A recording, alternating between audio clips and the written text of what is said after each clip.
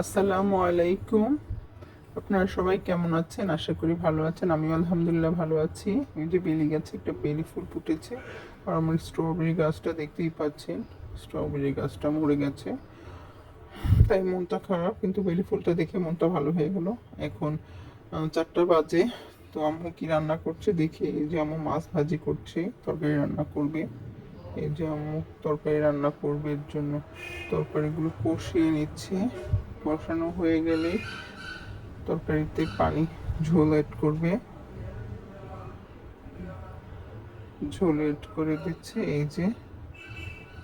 তারপরে সবজিগুলো সিদ্ধ হলেই মাছ দিয়ে নামিয়ে নেওয়া হবে।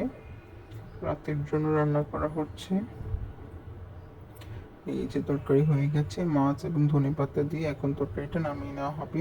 অন্য চুলায় আবার ডাল রান্না হচ্ছে। আর আজকে ইফতারির জন্য চিকেন চাপ রান্না করা হবে। এর জন্য টক দই, আদা রসুন পেস্ট, জিরা পেস্ট এবং বারবিকিউ মশলা, কাবাবের মশলা, তারপরে হলুদ গুঁড়ো, মরিচের গুঁড়ো, লবণ, সস, জিরা গুঁড়ো, ধনিয়া গুঁড়ো, একে একে সব কিছু দিয়ে এটা মিশিয়ে নেওয়া হবে। এটা ভালো করে মিক্স করে তারপর ধুয়ে রাখা চিকেনগুলো এটাতে দিয়ে দেওয়া হবে। এই যে চামচের সাহায্যে সব মশলাগুলো মিক্স করে নেওয়া হচ্ছে। মিক্স হয়ে গেলে চিকেনটা দিয়ে দেওয়া হবে। ভালোভাবে মিক্স করা হয়েছে। এখন চিকেন দিয়ে এটাকে মিক্স করা হবে এবং এটা 2 থেকে 3 ঘন্টা ম্যারিনেট করা হবে। যে ম্যারিনেট করা হয়ে গেছে, এখন একটু ভাজা হচ্ছে।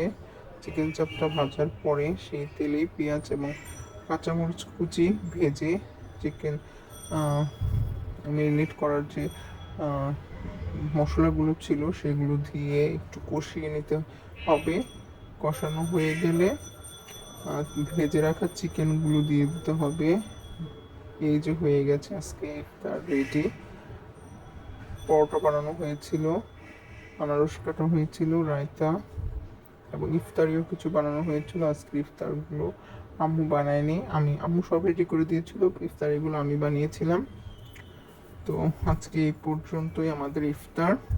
তো সন্ধ্যার পরে একটু বাইরে গিয়েছিলাম কিছু কেনাকাটা করতে। তো এই যে রাতের বেলা সন্ধ্যার পরে খুব আলো ঝলমলে লাইটিং, খুব ভালো লাগছিল। আমাদের কেনাকাটা শেষ করে আসার সময় আমরা চটপটি আর ফুচকা খেয়েছিলাম। তো আজকের ভিডিওটা এই পর্যন্তই। ভালো লাগলে অবশ্যই লাইক কমেন্ট শেয়ার করবেন এবং সবসময় আমাদের পাশে থাকবেন। সবাইকে অনেক অনেক ধন্যবাদ। আল্লাহ হাফেজ।